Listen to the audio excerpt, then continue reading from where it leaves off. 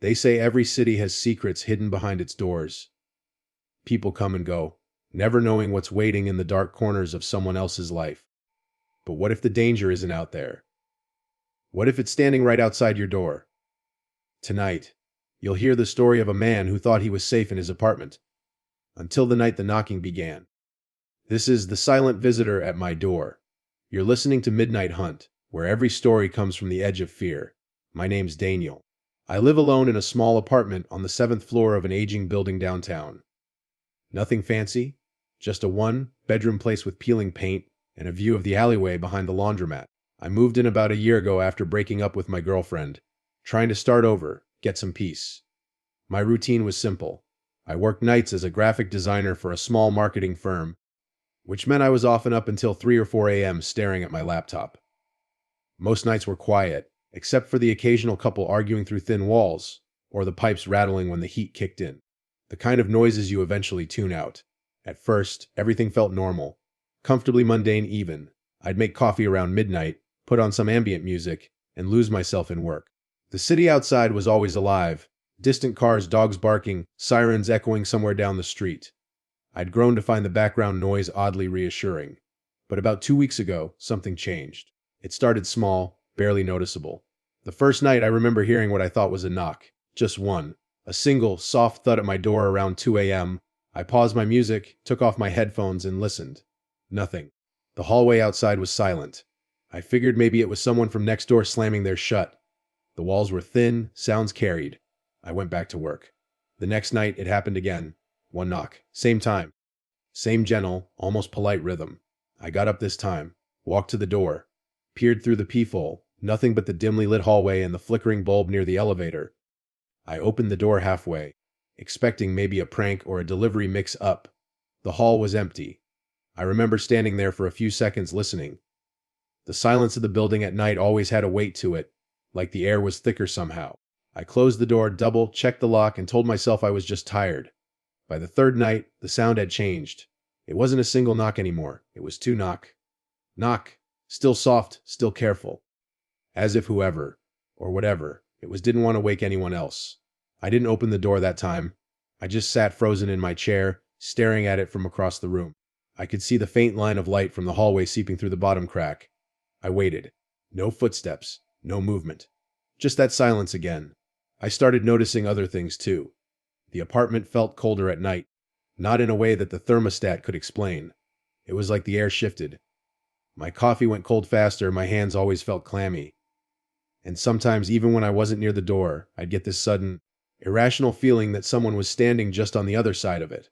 I tried talking about it to my friend Mark the next morning over the phone. "Bro, you're just overworked," he said, laughing. "It's probably the building settling. Or one of your neighbors being weird."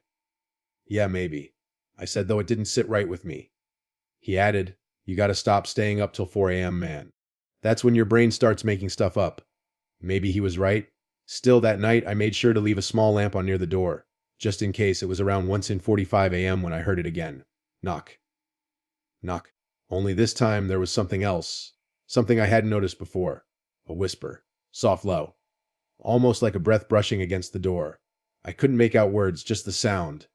Like someone exhaling my name. I froze, every hair on my neck standing straight up.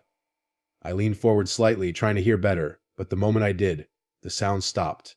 Completely. I stayed like that for a long time, heart pounding, listening to the hum of the fridge and the faint traffic outside. Eventually, I convinced myself it had been the wind through the hallway vent. That made sense. I wanted it to make sense. But as I turned to go back to my desk, I caught something from the corner of my eye. A shadow. Not moving, just there, right beneath the crack of the door. I stood frozen for a full minute, afraid to even breathe. The light from the hallway flickered once or twice, and when it steadied again, the shadow was gone. That night I didn't sleep at all. When the sun finally rose and light filled the room, I felt foolish. I laughed it off, told myself I'd been seeing things, hearing things. Urban living does that to you. Still, when I left for work that morning, I noticed something odd, right below the peephole on my door. A faint, greasy smudge, like someone had pressed their forehead against it. And for some reason, that simple mark scared me more than the knocking ever did. The next few nights, I tried to ignore it. I told myself the knocks were in my head, maybe even some kind of sleep deprivation trick. But deep down I knew better. You can't mistake the sound of someone deliberately knocking. Not when it comes the same way at the same time every night. Around the fifth night, I made a plan. I'd stay awake, keep the lights off, and wait. Maybe I'd catch whoever it was, some kid pulling a prank or a neighbor losing it. I sat on the couch with the glow of the TV flickering faintly against the walls. The clock ticked slow, the kind of slow that stretches every minute into an hour. 1:30 a.m. came. Nothing. 1:45, still nothing. At 1:58, just when I started to think maybe it was over, it came again. Knock, knock. Soft, deliberate. 2 knocks spaced evenly. I didn't move. Didn't even breathe. My phone was in my hand, camera app open, but I couldn't bring myself to record. Something about lifting the phone and pointing it toward the door felt wrong, like it would acknowledge whatever was standing there. After a few seconds, I heard it, the faintest shuffle of movement on the other side. Then silence. I waited until the sun came up before I dared to open the door. There was no one there. Of course there wasn't. But what caught my eye this time was something new. A folded piece of paper on the floor. It was half under my doormat. I picked it up carefully, heart pounding. The paper was blank. No message, no name, nothing. Just a single faint fingerprint smudged in the corner. I threw it away, but it didn't leave my mind. That night, I set up my phone to record the hallway through the peephole, using a small mount. I figured if there really was someone knocking, I'd catch them. I went to bed early for once, trying to get a few hours of sleep. At 3 a.m., I woke to a sound that didn't belong. Not knocking this time, something lighter. A slow scrape, like fingernails brushing against the door. I froze, eyes wide open in the dark. The sound lasted only a few seconds, but it was enough to send a chill crawling down my spine. I didn't open the door. Couldn't. I just lay there staring at the ceiling until morning. The next day, I checked the recording. My stomach dropped. At exactly 200 a.m., the camera had glitched, static for 15 full seconds. When it came back, the hallway was empty. No figure, no sound. Just the faint motion of the flickering light near the elevator. I showed it to Mark later that evening. "Man, that's nothing," he said. "Probably the connection. These old buildings mess with electronics." "Yeah, but what about the knocks? The paper?" He sighed. "Look, if it's bothering you that much, talk to the landlord. Maybe it's a maintenance guy doing rounds or some creep who got the wrong floor." "Right," I said. "Maybe." But I didn't believe that. That night, I noticed the air in the apartment felt heavier, like the atmosphere itself had thickened. Every sound felt amplified: the hum of the fridge, the dripping of the bathroom faucet, the faint buzz of the city outside. Even my own breathing sounded too loud. Then came the smell. A faint, metallic scent that reminded me of old coins or rusted pipes. It clung to the air near the door. When the knocking came that night, it was different. Slower. Louder. Knock, knock, knock. 3 this time. I stood up, every muscle in my body tense, and stepped toward the door.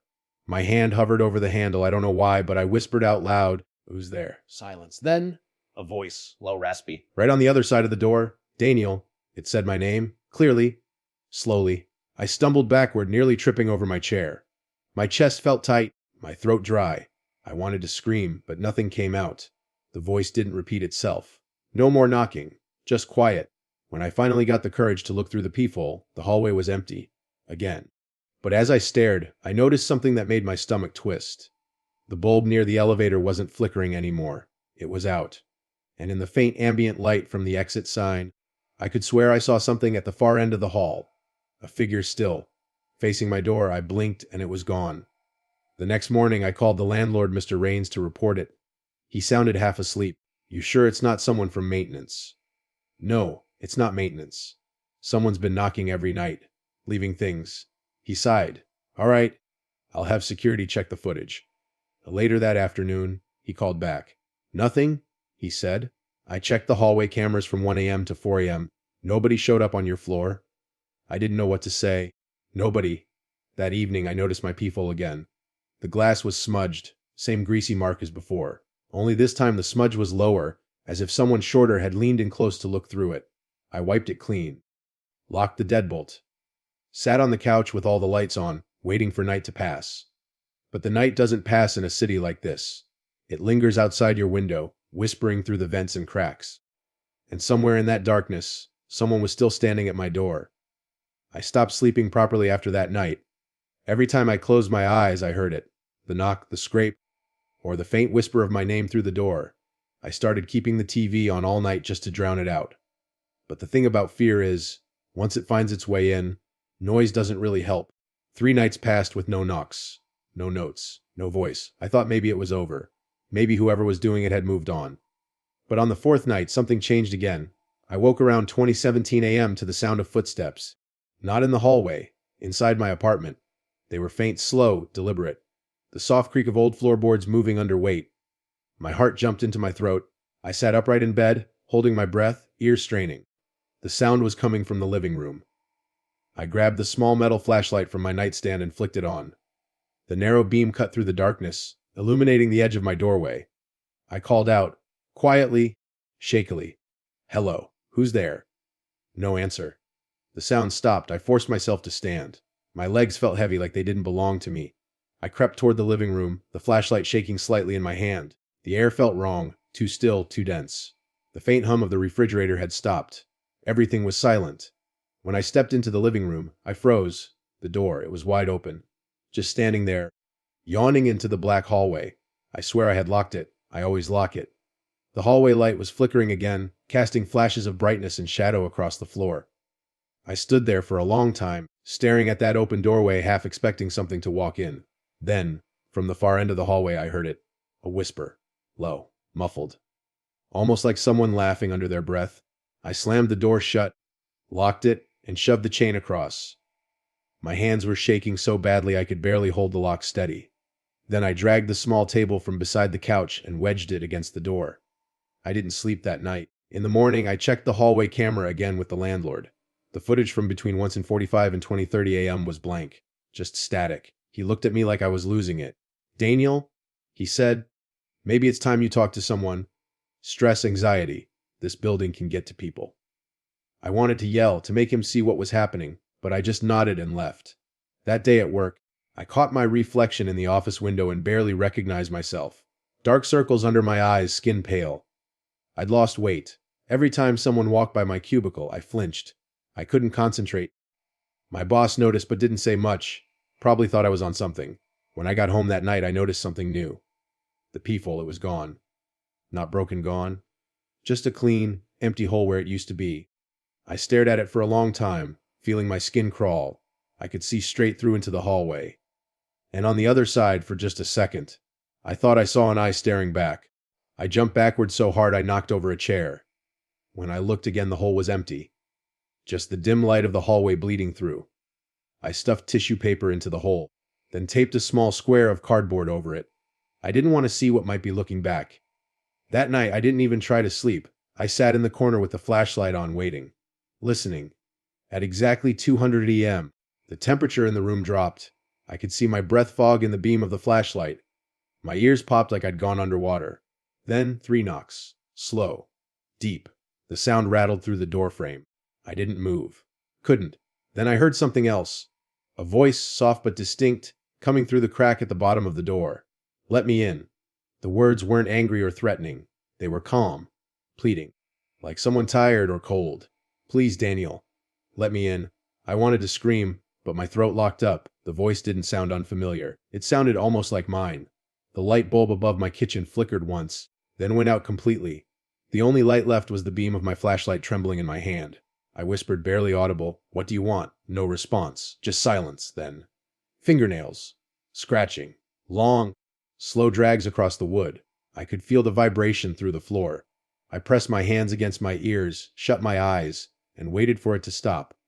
When morning came, I found the door covered in faint scratch marks.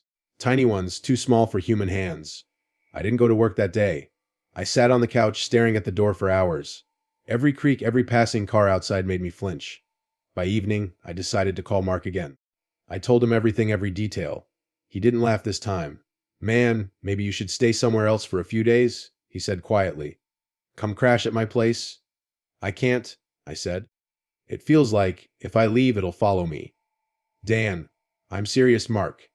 I don't think it wants the apartment. I think it wants me." There was a long silence on the phone before he finally said, "Then whatever you do, don't open that door." That night, I sat awake again.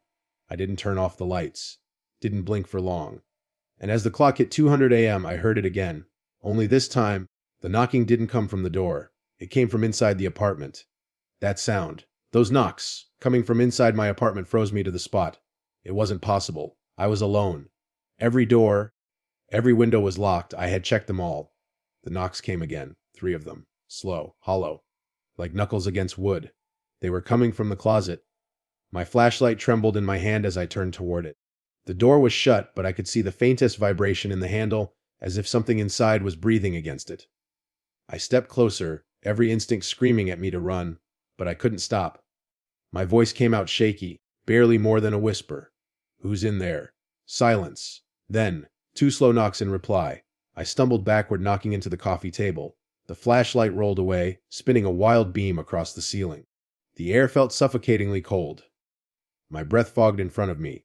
I could feel the weight of someone, or something, standing just behind that thin wooden door. I bolted to the kitchen and grabbed the first thing I could find, a small kitchen knife. My mind wasn't thinking logically anymore. It was just fear and adrenaline. I stood there for minutes that felt like hours, waiting for another sound. But nothing came. Eventually, I gathered the courage to reach for the closet handle. My hand was trembling so badly the knife clattered against the floor. I pulled the door open. Empty. Just my coats, a pair of old boots, and the mop bucket. Nothing else. I stood there in disbelief, chest heaving. I wanted to laugh, cry, scream, anything. Maybe I was losing it. Maybe Mark was right. Then I heard it again, from the hallway. 3 knocks. At my front door. I turned slowly, every muscle in my body stiff with dread. The hallway light outside was flickering again, casting rhythmic flashes through the edges of the doorframe. "Daniel." The voice came through low and steady. This time I could tell it wasn't mine. It wasn't human either. It was too deep, too slow, like something was forcing the shape of words it didn't understand. I backed away until I hit the wall. My hand found my phone on the counter. I dialed Mark, but the call didn't go through. No service. Then the door handle started to turn. Slowly. Creaking, like someone was testing it, seeing how far it would go before the lock stopped it. I felt the table I'd wedged against the door shift slightly. Click, click, click. It was trying to open the chain lock. I screamed, "Go away!" But my voice cracked halfway through. The noise stopped for a second. Then came the sound of fingernails scraping down the wood. Long, deliberate strokes that made my skin crawl. The temperature in the room dropped again. My phone died without warning. The TV flickered on by itself, showing nothing but static. I could hear it now, breathing. Heavy. Just on the other side of the door. I pressed my back against the wall, knife still in hand, and whispered to myself, "It's not real. It's not real. It's not real." The lights flickered once, then everything went dark. I could still see the faint glow from the hallway seeping through the bottom of the door. And in that thin strip of light, something moved. 2 black shapes, feet, standing just inches from the threshold. I held my breath. Then the door creaked open. The chain lock stretched to its limit, metal groaning under pressure. The gap was small, but in that sliver of space I saw something that will never leave me. A face. Pale. Thin. Its mouth hanging slightly open. Eyes wide, unblinking, like they were carved out of glass. It wasn't looking at me. It was looking through me. It whispered again, so softly I barely heard it. "Let me in?" I screamed and threw the knife at the door. The sound that came back wasn't a voice this time. It was a shriek. High, sharp, inhuman. The chain snapped. The door slammed open with such force it shattered the frame. I ran straight for the bedroom. Slammed the door. Locked it. Pushed the dresser in front. Something slammed into the other side. The sound echoed through the walls. Thud.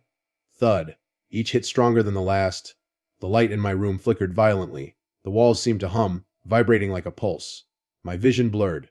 Then I heard the whisper again, right behind me. But I hadn't heard the door open. I turned. The closet door was wide open. Something was crawling out. I could only see parts of it through the flickering light. An arm that looked too long, skin that seemed wet, hair hanging in clumps. It moved with jerky, unnatural motions, dragging itself forward like it hadn't quite learned how to walk. It stopped in the middle of the room, lifting its head slowly. The face was the same one I'd seen through the door. Pale, hollow-eyed. But now its mouth stretched into something that could only be described as a grin. "Why won't you let me in?" I screamed again and threw myself toward the window. The glass shattered as I climbed onto the fire escape, bleeding, gasping for air. I didn't look back. I didn't want to see if it was following. I ran down the metal stairs barefoot, feet scraping against cold steel, until I hit the alley below. The night was silent. Too silent. When I looked up, my apartment window was dark. But the front door, the one I had locked barricaded, fought to keep shut, was wide open. And in the faint light from the hallway, I saw it. A shadow standing perfectly still in the doorway, watching. Then the door slowly closed on its own. When I finally stumbled out of the alley, barefoot and bleeding, the city felt different. The streets were empty, even though it was barely 3 a.m. The air carried a stillness that didn't belong in a place like this. No cars, no hum of electricity, not even the distant buzz of streetlights. Just silence. I walked for blocks, shivering, my feet leaving faint streaks of blood on the pavement. I didn't know where I was going. Just away. Away from that building. Away from that door. I ended up at an all-night diner a few streets down. The bell above the door chimed as I entered, the sound almost too normal to believe. A woman behind the counter looked up from her phone, startled. "Jesus, are you okay?" she asked. I must have looked like a madman. Cuts on my arms, eyes wide, trembling. Someone was in my apartment. I managed to say, "Ed." It broke in. She handed me a napkin and her phone. "Call the police." When the officers arrived, I told them everything. Every detail. The knocks, the whispers, the door opening, the thing that crawled out of the closet. One of them, a younger guy, tried to hide a smirk. The older one took notes but didn't meet my eyes. "Sir," he said finally, "we'll send someone to check the place. Why don't you wait at the station tonight?" I agreed without hesitation. Anything was better than going back.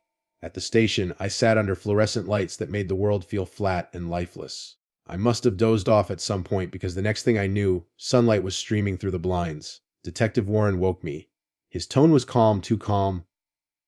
"We checked your apartment," he said. My heart started pounding.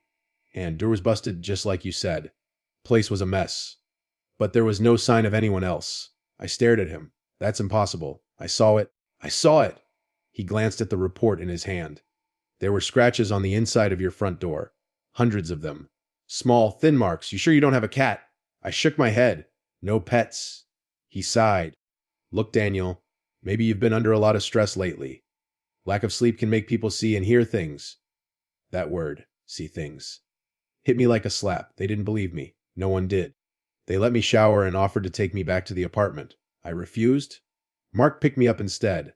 When I got into his car, he didn't say anything at first, just drove in silence. When we stopped at a red light, he finally asked, "Did you really see it?" I nodded slowly. "I wish I hadn't." He dropped me at his place and made up the couch. For the first time in days, I thought maybe I could rest. But even there, the silence didn't feel safe. That night, around 2 a.m., I woke up again. Not from a noise, just that sudden jolt of awareness, like something was watching me. The apartment was dark except for the faint glow of the clock on the wall. I sat up, listening. Then came the sound. Knock, knock. Soft. 2 of them. Against the front door. My blood ran cold. Mark stirred in his room. "You hear that?" I whispered. He didn't respond. I stood up, feet bare against the cold floor, and walked to the door. Every step felt heavier than the last. Knock. Knock. Again. The exact same rhythm. I turned the deadbolt slowly and pressed my ear against the wood. I could hear faint breathing. Then a voice. "Daniel?" I stepped back, heart pounding. It was the same voice as before. Deep. Calm. Familiar. I yelled, "Leave me alone!" Mark's door flew open. He looked half asleep, hair a mess. "What the hell are you doing, man?" "You didn't hear that," I shouted. "Hear what?" Before I could answer, something hit the door. Hard. Both of us jumped. Mark rushed to the peephole and looked. His face went pale instantly. "There's someone out there," he whispered. I moved beside him, but before I could look, he stepped back. "They're gone."